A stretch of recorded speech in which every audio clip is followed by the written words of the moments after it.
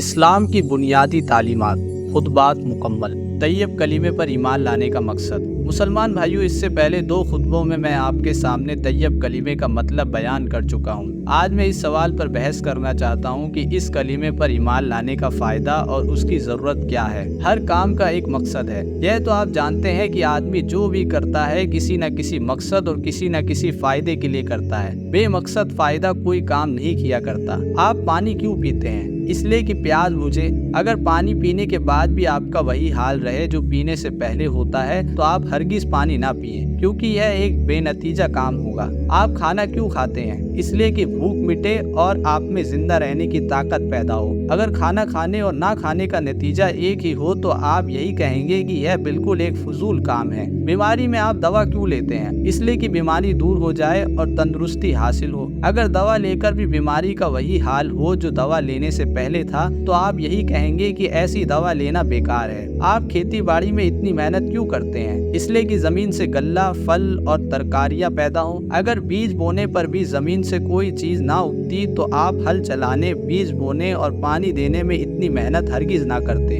مطلب آپ دنیا میں جو کام بھی کرتے ہیں اس میں ضرور کوئی نہ کوئی مقصد ہوتا ہے۔ اگر مقصد حاصل ہو تو آپ کہتے ہیں کہ کام ٹھیک ہوا، اور اگر مقصد حاصل نہ ہو تو آپ کہتے ہیں کہ کام ٹھیک نہیں ہوا۔ کلمہ پڑھنے کا مقصد۔ اس بات کو ذہن میں رکھیے اور میرے ایک سوال کا جواب دیتے جائیے۔ سب سے پہلا سوال یہ ہے کہ کلمہ کیوں پڑھا جاتا ہے؟ اس کا جواب آپ اس کے سوا اور کچھ نہیں دے سکتے کہ کلمہ پڑھنے کا مقصد یہ ہے کہ کافر اور مسلمان میں فرق ہو جائے۔ اب میں پوچھتا ہوں کہ فرق ہونے کا کیا مطلب ہے؟ کیا اس کا یہ مطلب ہے کہ کافر کی 2 آنکھیں ہوتی ہے تو مسلمان کی 4 آنکھیں ہو جائے، یا کافر کا 1 سر ہوتا ہے تو مسلمان کے 2 سر ہو جائے؟ آپ کہیں گے کہ اس کا یہ مطلب نہیں ہے۔ فرق ہونے کا مطلب یہ ہے کہ کافر کے انجام اور مسلمان کے انجام میں فرق ہو۔ کافر کا انجام یہ ہے کہ آخرت میں وہ خدا کی رحمت سے محروم ہو جائے اور ناکام و نامراد رہے، اور مسلمان کا انجام یہ ہے کہ خدا کی خوشنودی اسے حاصل ہو اور آخرت میں وہ کامیاب اور بامراد رہے۔ آخرت کی ناکامی و کامیابی۔ میں کہتا ہوں کہ یہ جواب آپ نے بالکل ٹھیک دیا، مگر مجھے یہ بتائیے کہ آخرت کیا چیز ہے؟ آخرت کی ناکامی و نامرادی سے کیا مطلب ہے؟ اور وہاں کامیاب اور بامراد ہونے کا مطلب کیا ہے؟ جب تک میں اس بات کو نہ سمجھ لوں اس وقت آگے نہیں بڑھ سکتا۔ اس سوال کا جواب آپ کو دینے کی ضرورت نہیں، اس کا جواب پہلے ہی دیا جا چکا ہے۔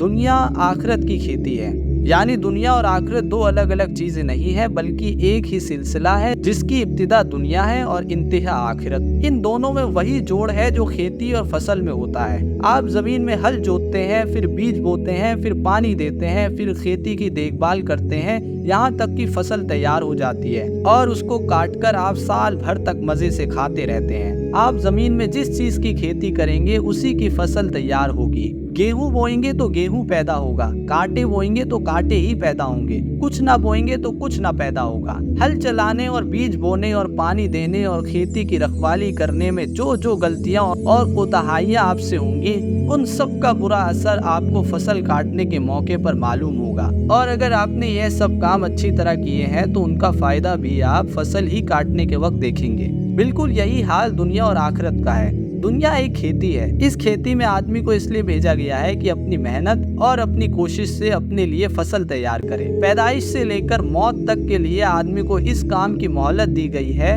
اس مہلت میں جیسی فصل آدمی نے تیار کی ہے ویسی ہی فصل وہ موت کے بعد دوسری زندگی میں کاٹے گا، اور پھر جو فصل وہ کاٹے گا اسی پر آخرت کی زندگی میں اس کا گزر بسر ہوگا۔ اگر کسی نے عمر بھر دنیا کی کھیتی میں اچھے پھل بوئے ہیں اور ان کو خوب پانی دیا ہے اور ان کی خوب رکھوالی کی ہے تو آخرت کی زندگی میں جب وہ قدم رکھے گا تو اپنی محنت کی کمائی ایک ہرے بھرے باغ کی صورت میں تیار پائے گا، اور اسے اپنی اس دوسری زندگی میں پھر کوئی محنت نہیں کرنی پڑے گی، بلکہ دنیا میں عمر بھر محنت کر کے جو باغ اس نے لگایا تھا اسی باغ کے پھلوں پر آرام سے زندگی بسر کرے گا۔ اسی چیز کا نام جنت ہے، اور آخرت میں بامراد ہونے کا یہی مطلب ہے۔ اس کے مقابلے میں جو شخص اپنی دنیا کی زندگی میں کاٹے اور کڑوے کسیلے زہریلے پھل بوتا رہا ہے اس کو آخرت کی زندگی میں انہی پھلوں کی فصل تیار ملے گی۔ وہاں پھر اس کو دوبارہ اتنا موقع نہیں ملے گا کہ اپنی اس غلطی کا سدھار کر سکے اور اس خراب فصل کو جلا کر دوسری اچھی فصل تیار کر سکے۔ پھر تو اس کو آخرت کی ساری زندگی اسی فصل پر بسر کرنی ہوگی جسے وہ دنیا میں تیار کر कर चुका है। जो कांटे उसने बोए थे उन्हीं के बिस्तर पर उसे लेटना होगा, और जो कड़वे कसीले और जहरीले फल उसने लगाए थे वही उसको खाने पड़ेंगे।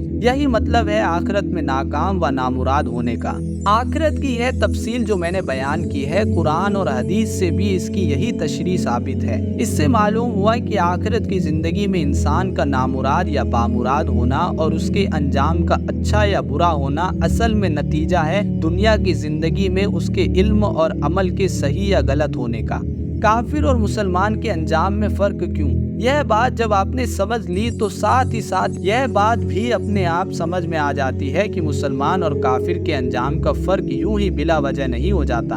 असल में अंजाम का फर्क शुरू ही के फर्क का नतीजा है। जब तक दुनिया में मुसलमान और काफिर के इल्म और अमल के दरमियान फर्क न होगा, आखिरत में भी इन दोनों के अंजाम के दरमियान फर्क नहीं हो सकता। यह किसी तरह मुमकिन नहीं है कि दुनिया में एक शख्स का इल्म व अमल वही हो जो काफिर का इल्म और अमल है, और फिर आखिरत में वह उस अंजाम से बच जाए जो काफिर का अंजाम होता है। कलीमे का मकसद इल्म व अमल को ठीक करना। अब फिर वही सवाल पैदा होता है कि कलीमा पढ़ने का मकसद क्या है। पहले आपने इसका जवाब यह दिया था कि कलीमा पढ़ने का मकसद यह है कि काफिर के अंजाम और मुसलमान के अंजाम में फर्क हो। अब अंजाम और आखिरत की जो तशरीह आपने सुनी है उसके बाद आपको अपने जवाब पर फिर गौर करना होगा। अब आपको यह कहना पड़ेगा कि कलीमा पढ़ने का मकसद दुनिया में इंसान के इल्म और अमल को ठीक करना है ताकि आखिरत में उसका अंजाम ठीक हो। यह कलीमा इंसान को दुनिया में वह बाग लगाना सिखाता है जिसके फल आखिरत में उसको तोड़ने हैं।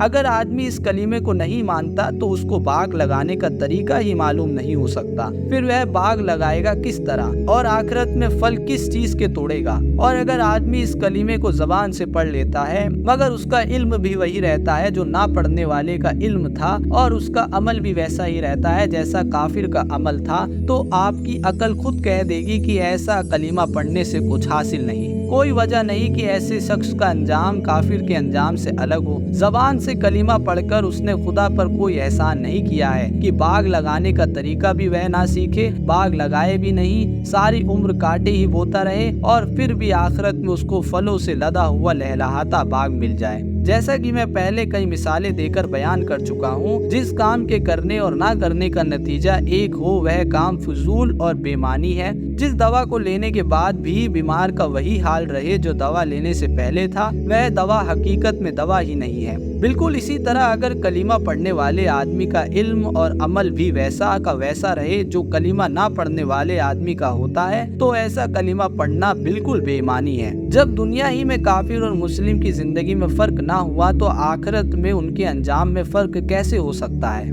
तैयब कलीमा कौन सा इल्म सिखाता है?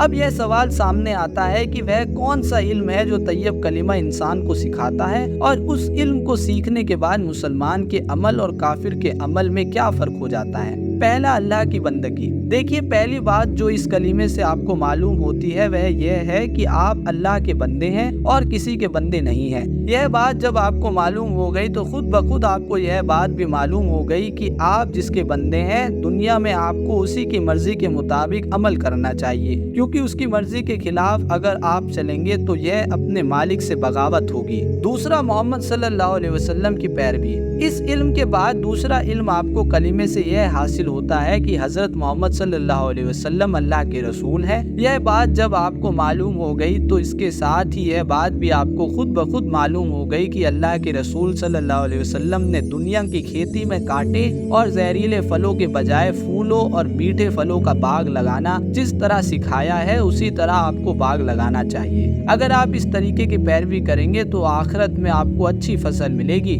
और अगर इसके खिलाफ अमल करेंगे तो दुनिया में कांटे बोएंगे और आखिरत में कांटे ही पाएंगे। इल्म के मुताबिक अमल भी हो।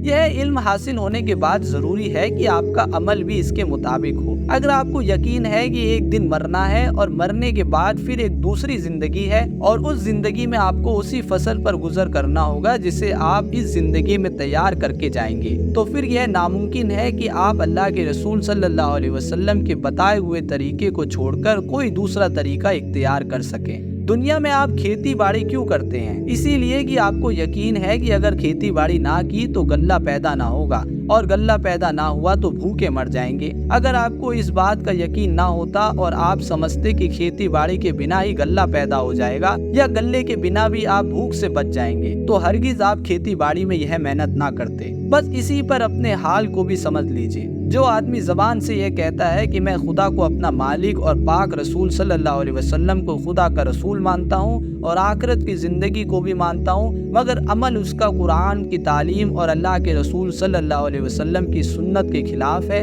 اس کے بارے میں یہ سمجھ لیجئے کہ حقیقت میں اس کا ایمان کمزور ہے۔ اس کو جیسا یقین اپنی کھیتی میں کاشت نہ کرنے کے برے انجام کا ہے، اگر ویسا ہی یقین آخرت کی فصل تیار نہ کرنے کے برے انجام کا بھی ہو تو وہ کبھی اس کام میں غفلت نہ کرے۔ کوئی آدمی جان بوجھ کر اپنے حق میں کانٹے نہیں بوتا، کانٹے وہی بوتا ہے جسے یہ یقین نہیں ہوتا کہ جو چیز وہ بو رہا ہے اس سے کانٹے پیدا ہوں گے اور وہ کانٹے اس کو تکلیف دیں گے۔ آپ جان بوجھ کر اپنے ہاتھ میں آگ کا انگارہ نہیں اٹھاتے کیونکہ آپ کو یقین ہے کہ یہ جلا دے گا، مگر ایک بچہ آگ میں ہاتھ ڈال دیتا ہے کیونکہ اسے اچھی طرح معلوم نہیں ہے کہ اس کا انجام کیا ہوگا۔